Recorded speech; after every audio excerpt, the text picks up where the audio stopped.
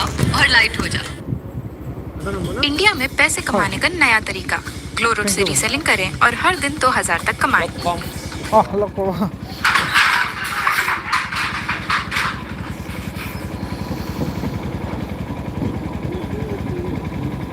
Yeah. Thank you.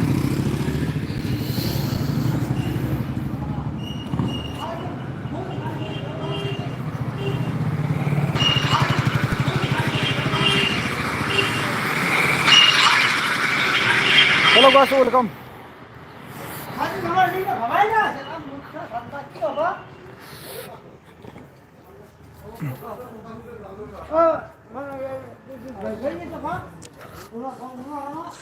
Please guys, comment me, please. Welcome to my anti-bromo YouTube channel. Please comment. Just 20 minutes, please. Guys, please 20 minutes only. Comment me, please comment. Moi bongkor. Comment koriba please. Hole comment kor.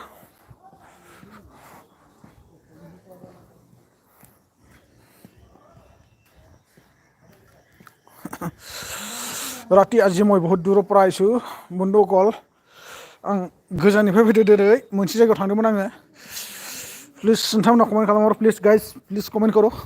इतना दूर से आया मैं इतना ठंडा पड़ रहा है अभी बहुत ज़्यादा ठंडा है कमेंट करो लाइक करो प्लीज लोगोफोर कमेंट खालामदो प्लीज कमेंट खालामदो ओ सालथे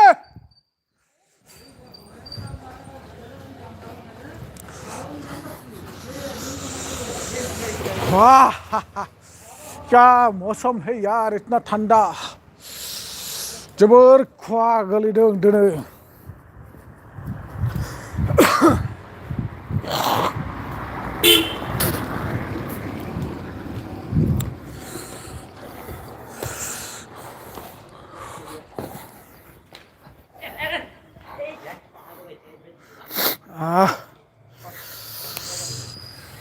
Everyone please comment me please guys सबको कैसे है बताओ प्लीज कमेंट करके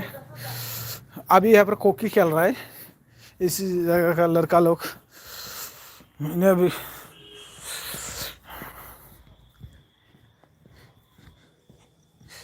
hello everyone please comment me please welcome my LB please comment please guys all my YouTube friends comment करो प्लीज हमेशा मैं आप लोगों के साथ में हूँ आप लोग भी मुझे पूरा प्यार दीजिए प्लीज गाइस प्लीज कमेंट करो ठंडा मौसम है अभी इतना दूर से आया है साला दूसरे का बाइक में पूरा हेल्प मांग के आया था इतना ठंडा पड़ गया मुझे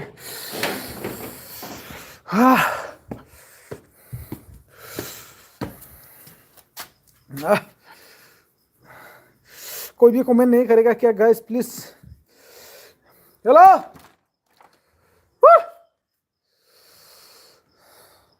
हो मक्के दरजा खुली भी सुन प्लीज गाइस प्लीज कमेंट करो अगर आप लोग कमेंट करेगा तभी तो मुझे मजा आएगा ना ठंडा मौसम में बात करने के लिए प्लीज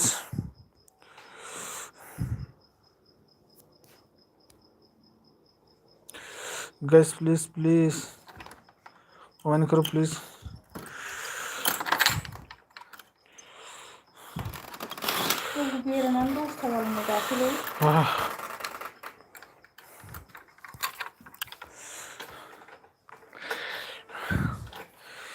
गाइस प्लीज कमेंट करो प्लीज सपोर्ट करो प्लीज लाइक देम प्लीज जो लोग मेरा एलबी को अभी देख रहा है प्लीज अगर कमेंट नहीं करने से भी कोई बात नहीं है लेकिन लाइक तो दे जाओ प्लीज एक लाइक तो देखिए चले जाओ आप लोग का सपोर्ट से मुझे भी ऊपर तक जाना चाहिए आप लोग जैसा प्लीज कमेंट कीजिए प्लीज अगर कमेंट ना करने से भी प्लीज लाइक कीजिए प्लीज मोजां खाबाय दा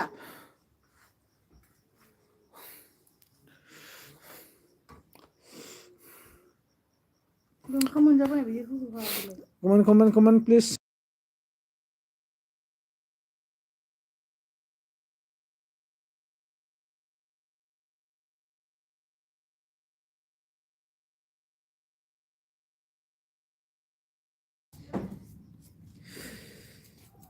मिगिं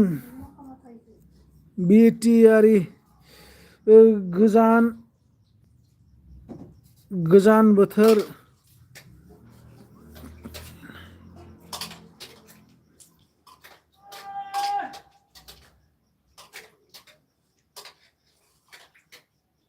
सोर फिसालाय नोङो हेलौ नोंथाङा बबे जायगानि जाखो मिगिं बिटिवाइ नोंथांनि माबाखौ स्क्रिनशट लाखिनो आं गाबोन भिडिअ होनांगौ सोरनि फिसा नोङो इउटुबसो बियो नोंथांहा चेनेल दंना गैया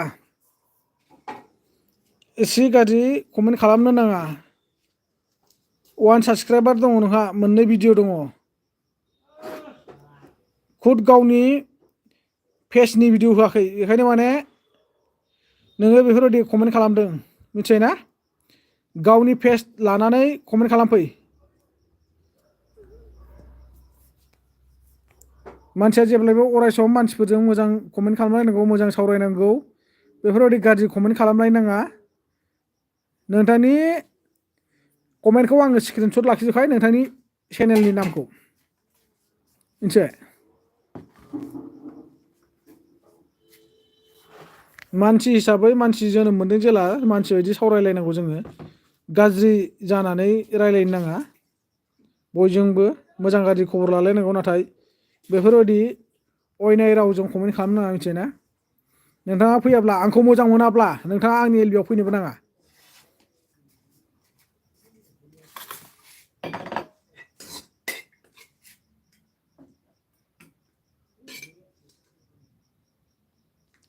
नोंथांनि बिमा बिफाया नोंखौ बिदिसो कमेन्ट खालामनो थिनदों नामा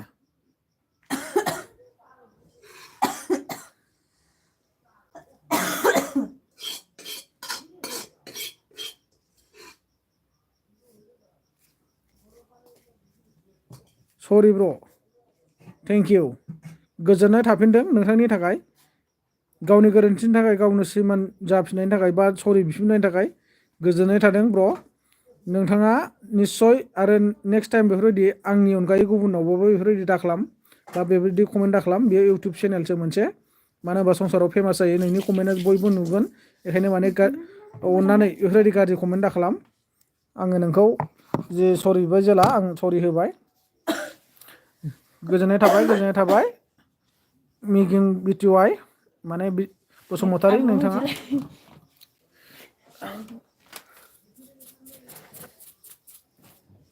अखा मावलाय लांबाय आङो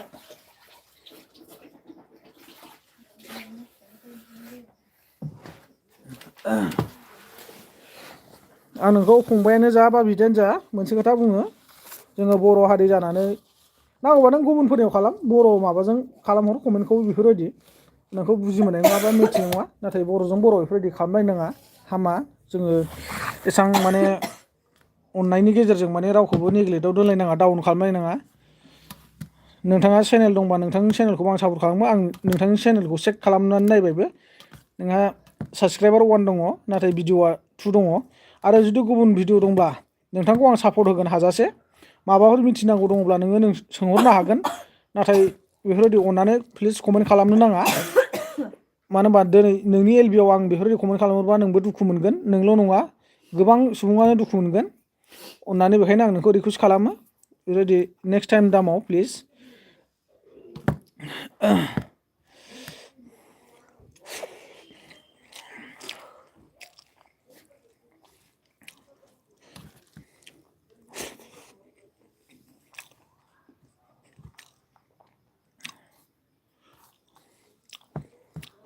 मिगिं बसुमतारी नंगौ ब्र गाज्रि मोननाङा आइ एम सरि थेंक इउ गोजोननाय थाबाय नोङो गावनि गोरोन्थिखौ सिमान जाफिननायनि थाखाय जोबोद जोबोद साबायखर बेफोरबायदिनो जों गावनि गोरोन्थिखौ गाव सिमान जानांगौ मानो होनोब्ला जों बयबो दिनै बर' फिसाफ्रा बेफोरबायदियावनो जोङो गावजों गावनो गोबां एना एनि जालायगासिनो दङ गुबुननि मोजांखौ जों नायनो हायै जालायगासिनो दङ बेखायनो जोङो गावजों गाव अनलायनानै संसारखौ सोलिलांनांगौ मानो होनबा नोंनि थैया नोंनाव जि थै दं बेबो आंनावनो दं आंनाव जि थै दं बेबो नोंनावनो दं नालाय जोङो बर'सो गासैबो बेखायनो जों अनलायनानै बोरैबा जोङो खौसेयै गोजौ फारसे आगान सुरलांनो हागोन बा गावजों गाव जों बोरै सापर्ट होलायनो हागोन जों बेखौसो नायनांगौ बेखायनो नोंथाङा जेब्ला सरि बिबाय जेब्ला आं नोंखौ लगे लगे सरिनि फिननायखौ होफिनबाय गोजोननाय थाबाय आं नोंखौ निमाहा होबाय जेबो नंला दे खनसेखौ गोरोन्थिया निस्सय जाखायो मानोना थोंब्रै आथिं मैदेरानो जुदि गाल्लोनोब्ला जों मानसि महरै मानसि जानानै जों मानो गाल्लिना जानो दे जेबो नङा दे ब्र' आदसा ब्र' बहानि जाखो नोंथाङा कमेन्ट खालामहरदो दे जा अननानै गुबुना खालाम दा खालाम सानैजोंबाबो रायलायगोन आं नोंखौ निमाहा होबाय जोबोद जोबोद गोजोननाय थाबाय नों गावनि गोरोन्थिखौ स्वीकार जानायनि थाखाय आरो सरि बिनायनि थाखाय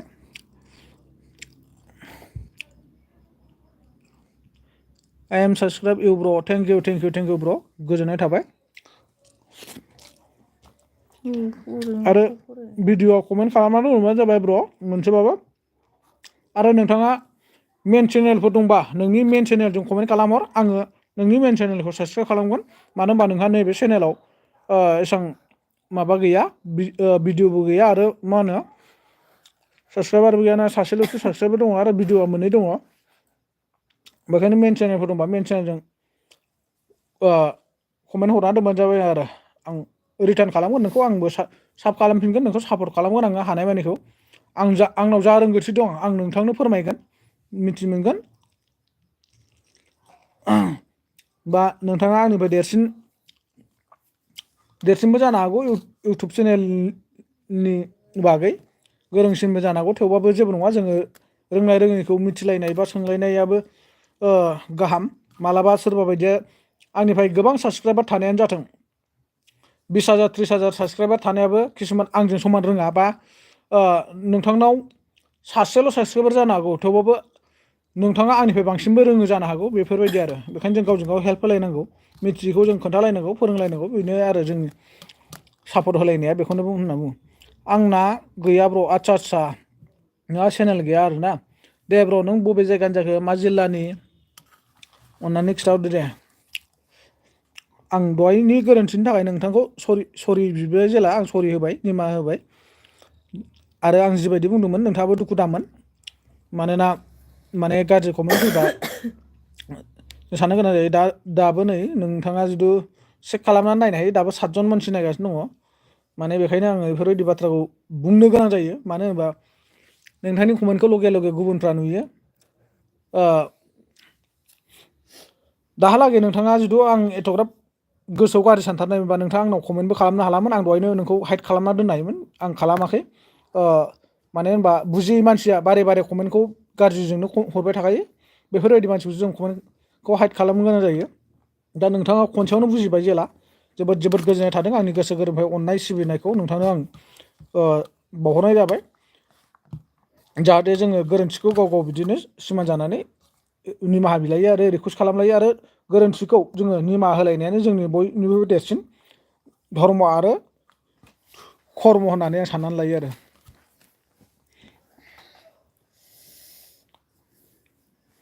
लाजिनाङा ब्र' लाजिनाङा गुबुना रावबो रायलायाखै नायदोंसो जानो हागौ नाथाय बै बिथांमोना नायग्राफ्रा हयथ' बर'बो जानो हागौ बा गुबुन जाथिबो जानो हागौ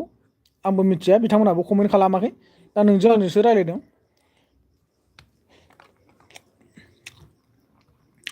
नोङो गावनि गोरोन्थिखौ नों गावनो स्वीकार जाखाबायथ' बेयाव आरो लाजिनांगौ जेबो गोनांथि गैला आं नोंनि रियेल नामखौ सोंनो थाङा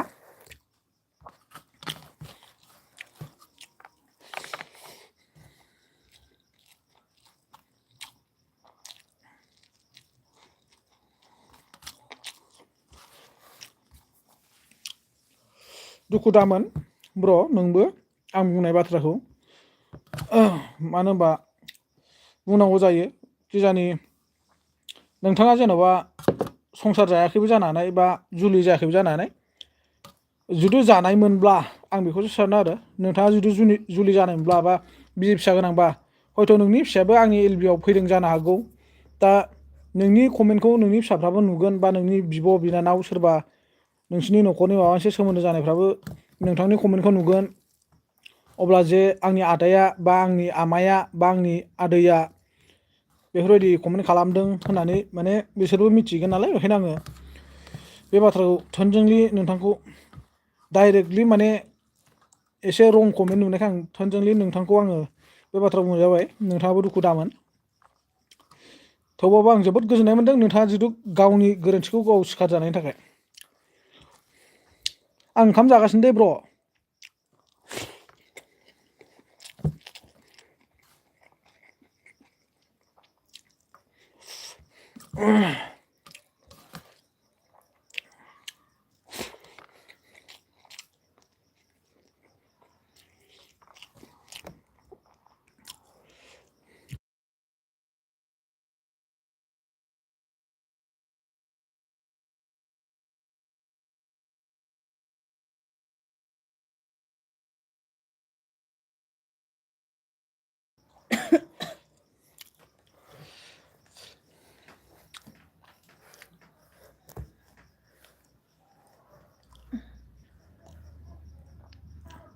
मा ओंख्रि ब्र' ओंख्रिया ब्र' जोंना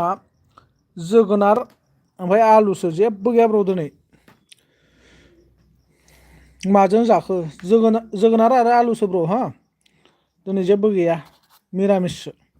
मिरामिस माने दहाय सानसुआव जाखांबाय अमा बेदरजों मैथा गोरलै जाखांबाय दहाय सानसुआव बेखायनो दा नै हरनि समाव माने मिरामिससो जाहैबाय आरो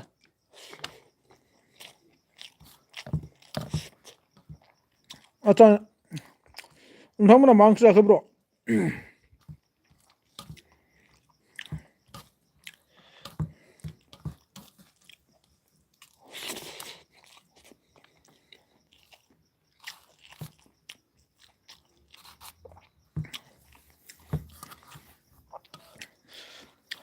सरि एन्ड थेंक्स दै ब्र' सरि एन्ड थेंक्स आङो नोंथांनाव निमाहाबो बिबाय आरो नोंथांखौ आं गोजोननायबो जासिबाय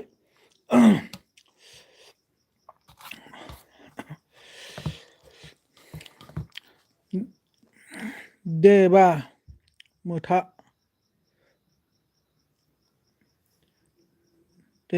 मैथा होनदोंमोन खोमा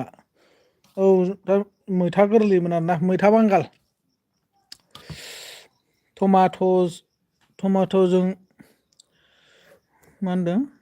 नामोन ब्र' आदसा टमेट'जों नामोन आरोना नोंस्रा दे मोजाङानो गोथाव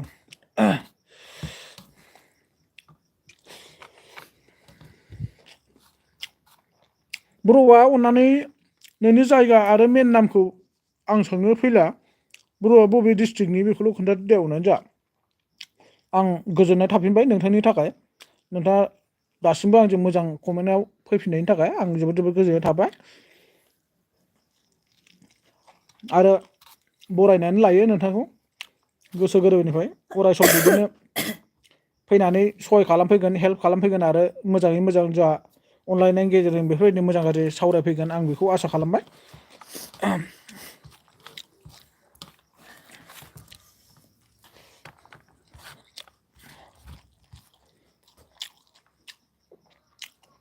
आरो ब्र' नोङो आंनि चेनेलाव दिनैसो फार्स्ट टाइम नामा गोदान नामा अननानै खोन्थाहरदो दे जा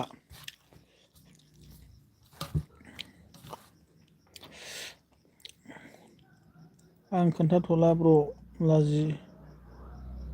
गाज्रि मोननाङा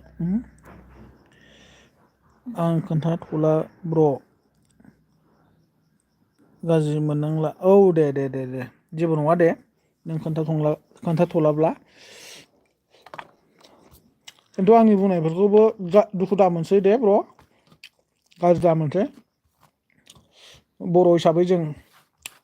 सेथि नैथि थामथिखौ जोङो निमाहा होलायनांगोन जेबो नङा दे आं दुखु मोना नोंबो आंखौ दुखु दामोनसै आं दहाय नोंनि कमेन्टखौ फार्स्टआव स्क्रिनशट खालामदोंमोन आं बेखौ दानफिनगोन जेबो नङा दे नोङो नायनो हागोन खुद आं नोंनि मेगननि सायावनो दानगोन नोंथाङा दुखु दामोन नों नायबाय थाबानो जाबाय आं बेक खालामगासिनो आं नोंनि कमेन्टखौ दानगोन दहाय फार्स्टआव नोङो जिबायदि कमेन्ट खालामदोंमोन नालाय बे कमेन्टखौ आं दाननानै देखायगोन नोंनि मेगन सिगाङाव नै बेनोमोन ब्र नोंनि फार्स्टनि कमेन्टआ आं दाननोसै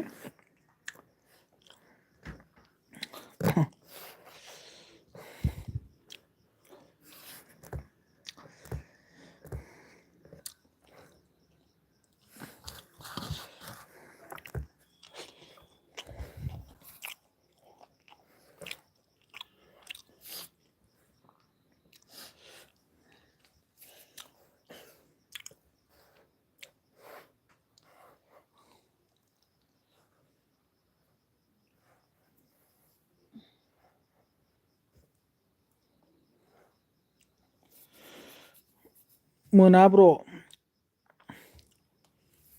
it is your right thank you bro thank you बिदिनो जों गावनि गोरोन्थिखौ सुद्रायलायनांगौ आरो निमाहा होलायनांगौ अ ब्र नोङो मेगनजोंनो नुखाबाय दा आङो नोंनि मेगन सिगाङावनो दानहरबाय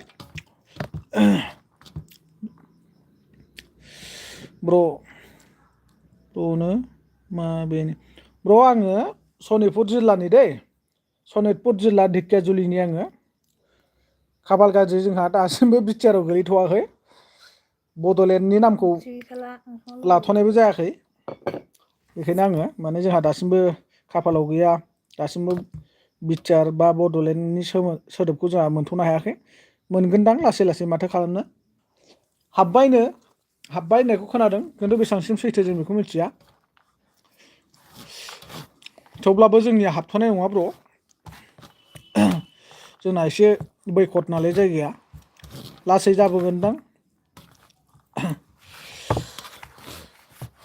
समासो खिथासिगोन माब्लानि समाव जाबोयो थेवब्लाबो ब्र आं दा गुवाहाटियावसो थायो आं न'खरैनो थायो गुवाहाटियाव आंनि पारमानेन्टआ गुवाहाटियावनो बायदि जाहैखाबाय बेखायनो आं गुवाहाटियावनो न'खरैनो थायो आरो गथ' गथाय आं बेयावनो लानानै थायो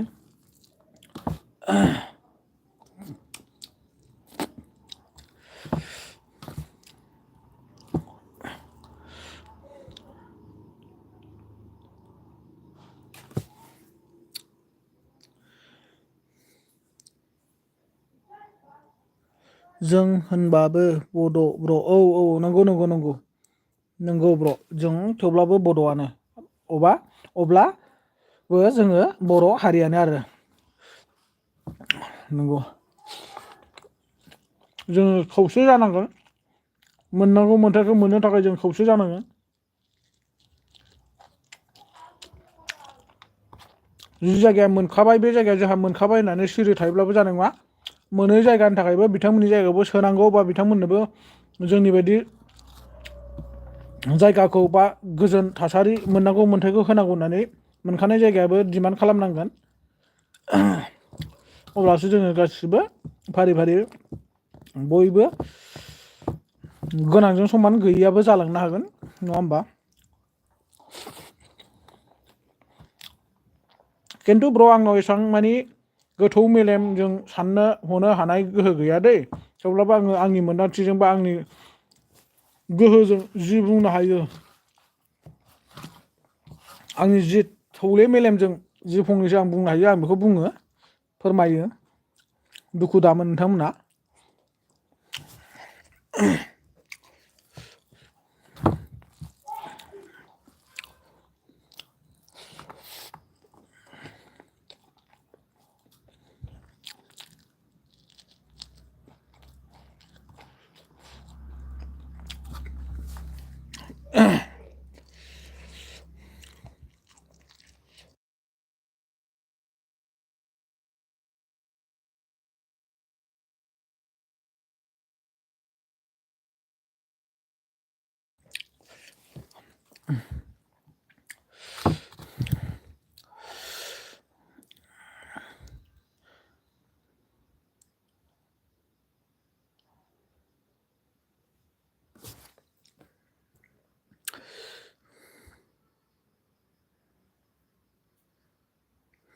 आं जोबोद लाजिनाय मोनदों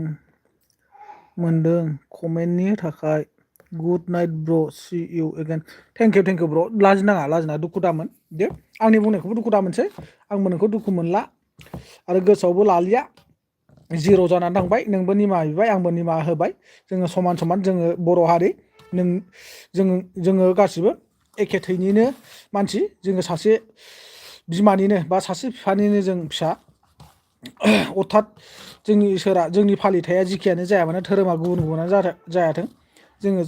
सासे इसोरनिनो फिसा जोङो निमाहा होलायनांगोन गोरोन्थिखौ जों सुद्रायलायनांगोन थेंक इउ ब्र गोजोननाय थाबाय नोंथाङा गुड नाइट लाबाय गुड नाइट ब्र वेलकाम नेक्स्ट टाइम नोंथाङा गुबुन आइडिजोंब्लाबो आंनाव एलबिआव फैनो हागोन जेबो नङा सावरायफै बिदिनो नुजाफै मोजां गाज्रि कमेन्ट खालामफै अनलायनायनि गेजेरजों संसाराव सोलिनायनि खोथाफोरखौ सावरायफैबानो जाबाय जोबोद जोबोद गोजोननाय थाबाय ब्र आंनि गोसो गोरबोनिफ्राय नोंखौ आङो दुंब्रुद गोसोजों आङो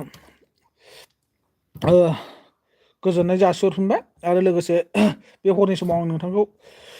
गोजोननाय जासिनायजों लोगोसे गुड नाइट होबाय सि इउ नेक्स्ट टाइम लोगो मोनफिनसिगोन जोङो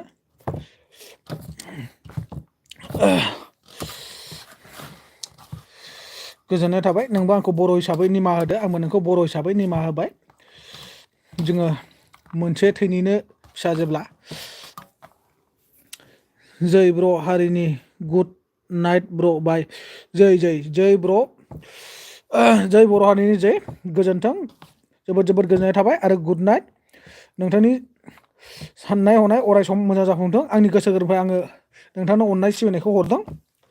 गोरोन्थिनि थाखाय इसोराबो जाहाथे निमाहा होयो आंबो रिकुवेस्ट खालामहरबाय आरो नोंथाङा ब्र जाहा अननानै प्लिज आं नोंखौ मोनसे रिकुवेस्ट खालामहरो थाङाखैब्ला अननानै खनसे लाइक होलांदो रावबो गैखाया नों बिथाङानो लाइकखौ अननानै होयोबा होलांफिनदो जोंनि निमाहानि थाखाय बा गोरोन्थि थाखाय सुद्रायनायनि थाखाय नोंथाङा अननानै प्लिज आंनो लाइक मोनसे होलांदो आरो नोंथाङा जुदि लाइकखौ होनो रोङाखैब्ला आंनि एलबिनि गाहायावनो नुगोन लाइक कमेन्टनि खाथियावनो नुयो आरो बेयाव जुदि मोनाखैब्ला ओइ गोजौआव आगदाजों खनायाव थांबानो जाबाय थ्रि डट दङ थ्रि डटआव थुबानो लाइकनि अपसन फैगोन बेयाव खनसे थुना होलांदो जों ब्र अननानै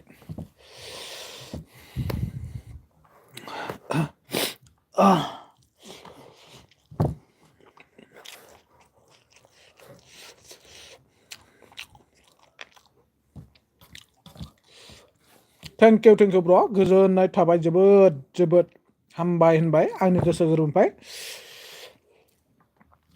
नों जिखि धोरोमखौनो फालिया मानो आं जिखि धोरोमखौनो फालिया मानो थेवब्लाबो आङो आंनि धोरोमजों नोंखौ रोजा रोजा साबायखर बावहरबाय आरो नोंथांनि थाखाय आङो जोबोद जोबोद रिकुवेस्ट खालामो इसोरनियाव नोंथाङा माब्लाबाबो नोंथांनि दावगानायाव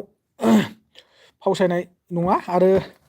नोंथांनि साननाय हनाया जाफुंगोन आरो नेक्स्ट टाइम नोंथाङा गुबुनाव बा आंनाव मानो जाथों बेफोरबायदि गोरोन्थिखौ मावला होननानै आं इसोरनिसिम आसा खालामहरबाय नोंखौ लानानै गोजोननाय थाबाय ब्र thank you bro thank U दे अब्ला नोंथाङा लास्ट जोबथारनायाव मोनसे बायनि कमेन्ट हरबावदो आंबो एलबिखौ दोननोसै नोंथां नोंबो बिदाय लाबाय जेला आंजोंथ' रावबो रायलायखायाखै जों सानैजोंसो रायलायदों जेला नोंथाङा खनसे बायनि कमेन्ट हरबावदो आंबो बिदाय लानोसै नोंथाङाबो बिदाय लादो आंबो एलबिखौ एसेयावनो दोननोसै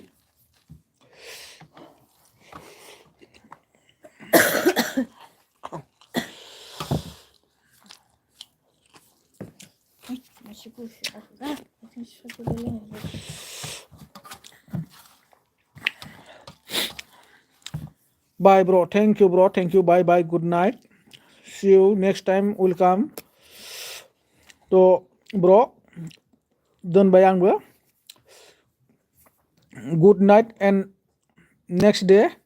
गुड मर्निं नोंथांनो आङो गाबोननि थाखायबो मर्निं सोदोबखौ हरखाबाय मानो होनबा नोंथांजों आंजों गाबोन एलबिआव लोगो मोनलायगोन मोनलाया बिनि खुनु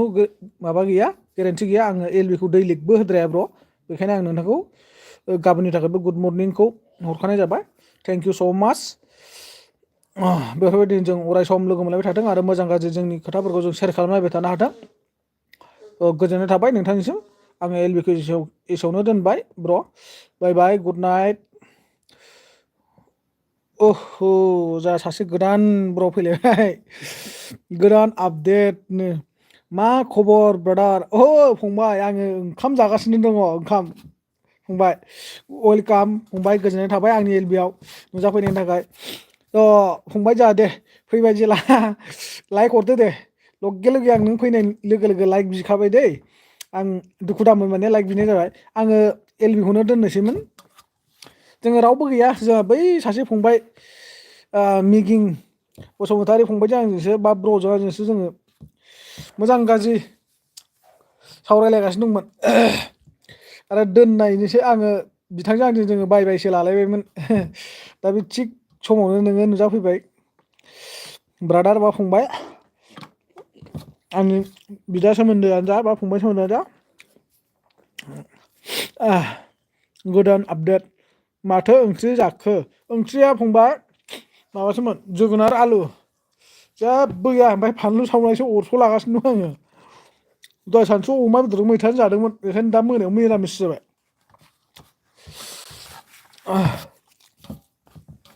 आदसा गोदान आपडेट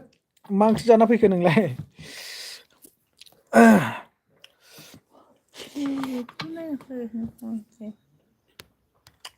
बे साइडआवल' ए बिथिं फैया उथों बेफोर नङा होमबा बे मानसिनि नाम जाम्बि बे ससेल' बे गोदान आपडेट बे मानसिनि नाम मा खबर ब्रादार होनना बुंदों बे जाहैबाय बिनि लिरना हरनाय मेसेज बा कमेन्ट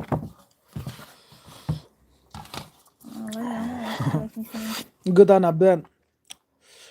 जोंना नासोमोन आदा आदसा थेंक इउ गोथाव मोजां दे नाखौनो जानांगौ नायाव जों माबाबो मोनो मा होनो बेखौ ब्रेननि थाखाय मोजां नाफ्रा माइन्दनि थाखाय आरो ना फिसा फिसाबाथ' मोजांसिनसो जोंनि बर'फ्रा जोबोद ना मावा जायोना ना मावाया जोबोद मोजां थेंक इउ गोदान आपडेट गोजोननाय थाबाय जोबोद साबायखर लाइक हरनायनि थाखाय गोजोननाय थाबाय जोबोदनो आदसा गोदान आपडेट बबेनि जाखो आं सिनायासै नों जेरै नामाबो नोंना गोदान आपडेट ओरैनो नोङो आंनि एलबियाव गोदानै फैदों बेखायनो सोंनाय जाबाय दुखु दामोन मा जायगानि बबे जिल्लानि जा खोन्थादो दे आरो अननानै गोदानै आंनि चेनेलाव दोननोसो फार्स्ट बा साब गैयाबा साब खालामना होदो माने साबसक्राइब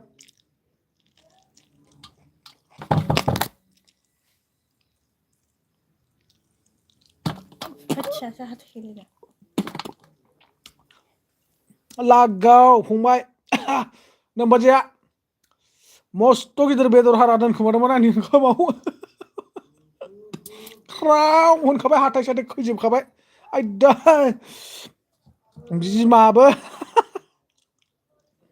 सेस फंबाय नोमबाजैया आंखौ सेसखा गावसोर जाखोमादोंमोन खोमा बेदर मोदोमखौ आंनो हाराखौसो दोनदों लास्ट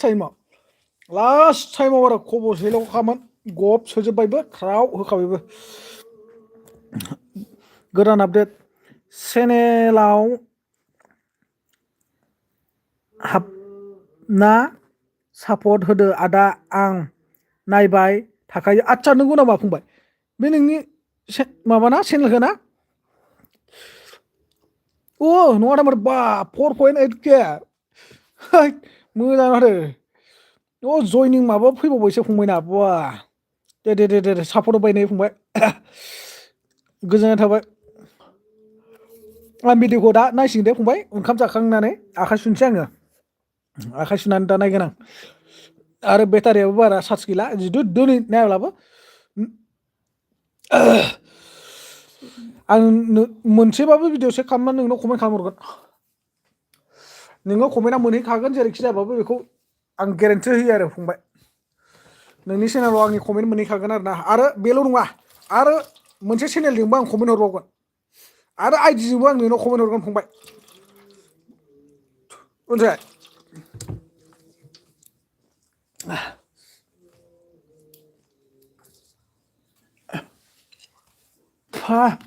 हाथाय साथाय खैजोबबाय सयथि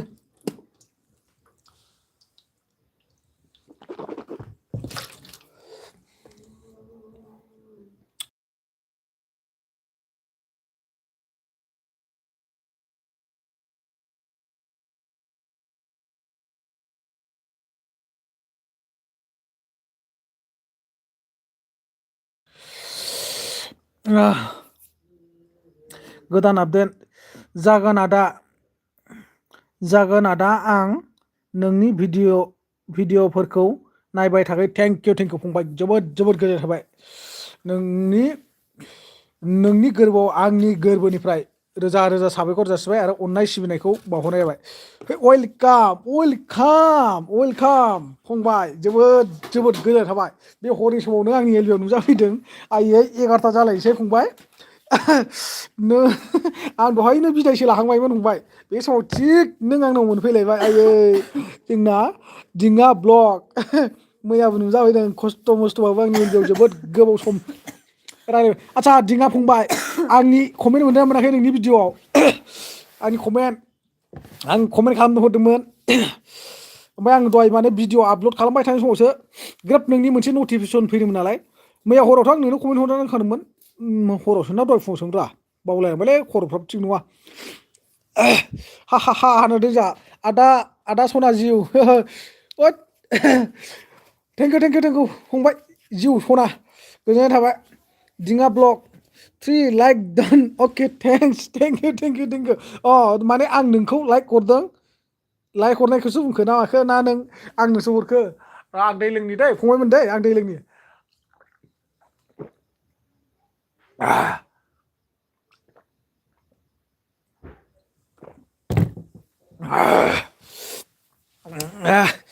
थ्रि लाइक डान्स बेखौ फरायखांबायना थेंक इउ दिङा ब्लग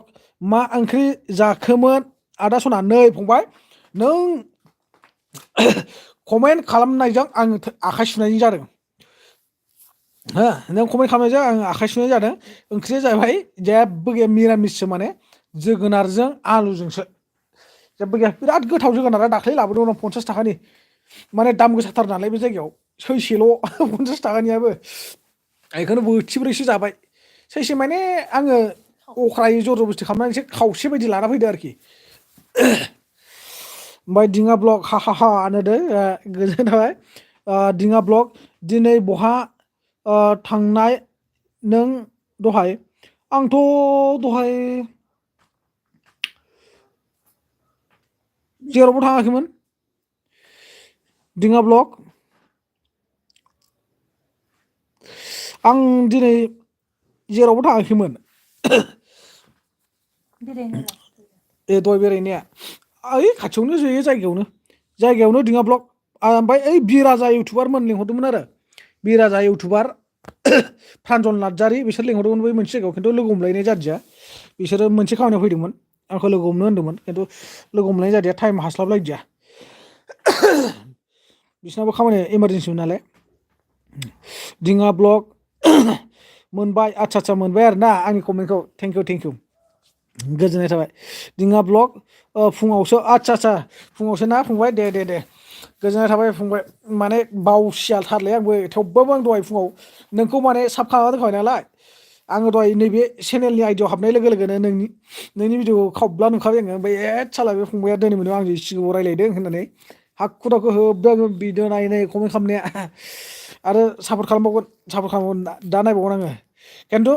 दानो नङा दा 11:30-12:00 नायनाय जासिगोन आं फंबाय दै बेटारियाबो चार्ज गैला 11% दिङा ब्लग अके आदा सना थेंक इउ फंबाय सना गोजोननाय थाबाय दिङा ब्लग आं नोंखौ हरदों आंखौ हरदों मा हरखो जेनेबा आं बुजिना मोनासै आंखौबा मा हरखोलै दिङा ब्लग दिङा ब्लग बरिया आदा सना थेंक इउ फंबाय सना थेंक इउ गोजोननाय थाबाय दिङा ब्लग नोंनि नाम्बारखौ मोनाखै आंनि नाम्बार नांगौमोन ना आंनि नाम्बारा डिसक्रिपसनाव दङ फंबाय हो आंनि नाम्बारा डिसक्रिपसनाव दङ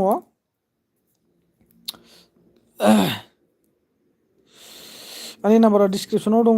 मेन चेनेलनि डिसक्रिपसनावबो नुगोन नोंसोर आंनि नाम्बारखौ नागिरदों नङा होमबा आं देखायनि नोंसोरो 1 सेकेन्ड कमेन्ट लिरनायखौ दोनथ' आं नोंसोरनो देखायगासिनो दङ खिन्थु आं डाइरेक्ट नाम्बारखौ देखाया दे माब्रै थांनानै नायहैबा नुगोन बेखौसो आं देखायगोन डाइरेक्ट एलबिअ नाम्बार देखायबा माने गोरोन्थि जायो एसे रं जायो आं बेक खालामबाय आं नोंसोरनो देखायगासिनो दङ टटेलि आङो बेक खालामबोबाय नङा होमबा दाना इउटुबाव थुबाय इउटुबाव मेन इउटुब लोगो जोंहा थुलुनि नानियाबो लाइभ होगासिनो दङ मानो दाबो फैदिया बेसो नंगासिनो दं खोमा इउटुबाव फैनानै नोंसोरो नैयाव जेनेबा सार्च दंखायोबा सार्चआव थुदो हमना ला आं नोंसिनो सार्चखौनो खालामना देखायनोसै NTBRAHMA एनटि ब्रह्म ओइले इउटुब चेनेल फैखाबाय अब्ला एनटि ब्रह्म इउटुब चेनेलाव फैनाय लोगो लोगो नैबे आंनि लग'आव थुबानो जाबाय नोंसोरो दै नैबे आंनि लग'आव थुनानै बा लग'आव थुखांनायनि उनाव नैबेयाव आंनि चेनेल फैबायना एनटि ब्रह्म 6K साबसक्राइबार 71 भिडिअस फैबाय नङा होमबा ओमफ्राय नैयाव आसि बिमा देखायदों दा प्लिज ओमफ्राय खुलुमनायनि आखाइ खबजबना होदों ना साबसक्राइब एन्ड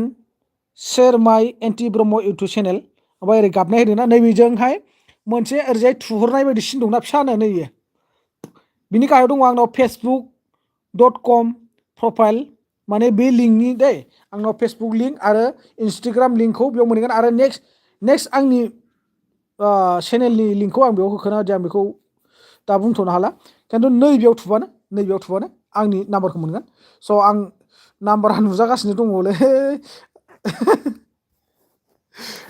दे लानोबा नोंसोर स्क्रिनशट मारना लाखादो दे नै गाहायावनो नुजागासिनो दङ स्क्रिनशट मारना लाबानो जाबाय दे गाहायाव नुजागासिनो आरो आंनि भिडिअ नायबाबो मोनो आं भिडिअ होनायफ्राव स' आं बेक खालामबाय दै दुखु दामोनसै नोंसोर लास्लाबनो हाखोन ना हादिया आं बेखौ मिथिला खिन्थु आं एलबिआव फैफिनसै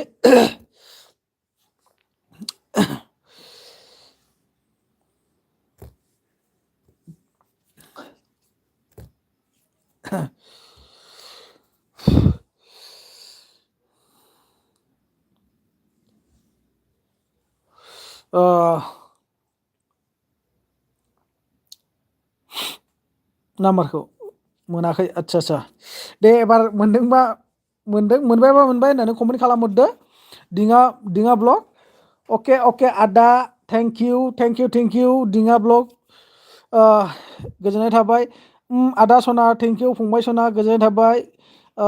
गोदान आपडेट बहानिमोन आदाया आङो सनितपुर जिल्ला ढेकियाजुलिनि बाय दा वे आइ लिभ इन गुवाहाटी आं थायो गुवाहाटीयाव हम फेमिलि आं गुवाहाटीयावनो थाखायो न'खरैनो गथ' गथाय गासिबो दा माने बुंनो थाङोबा आंनि सिथाय जायगाया गुवाहाटीयानो बायदि जाहैबाय बेखायनो आं बर्थमान बुंनो थाङोब्ला गुवाहाटीयाव आरो बायसान्सआव माबा मोनसे सुबिदाफोर जाफिनबायब्ला आं हजोंनो थांफिनगोन ढेकियाजुलियावनो जा बहाबानो जा मेन सिथाय नागिरफिनदों मानो होनबा आं नैयाव बारा थिग मोनाखै माने गुबुन हारिफोरजों थानानै बारा गोजोना मोनदों आरोना बेखायनो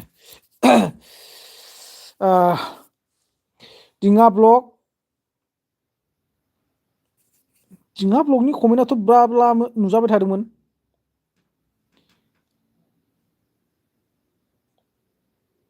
ओमफ्राय मानो बेयाव बिदि जाखो बरिया आदा जेबो नङा आंनो गाबोनसो नांगौ दिनै नांला आदसा दे जेबो नङा सोरबा हाइट थुखोना माखोब्रा दिङाखौ हाइटथ' थुवाखै माथो बेलेग कमेन्टआ ख्रा नुजाबाय बे कमेन्टआ मानो बिदि ब्लार जाखो ब्लार बायदिलाय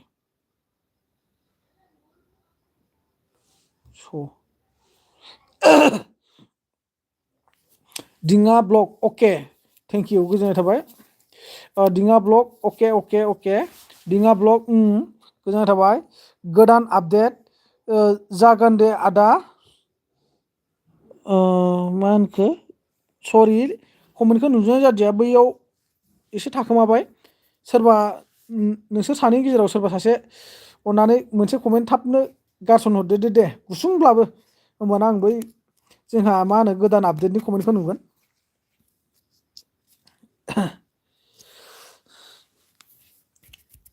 फुरा नुजोबासै आङो गोदान आपडेटनि कमेन्टखौ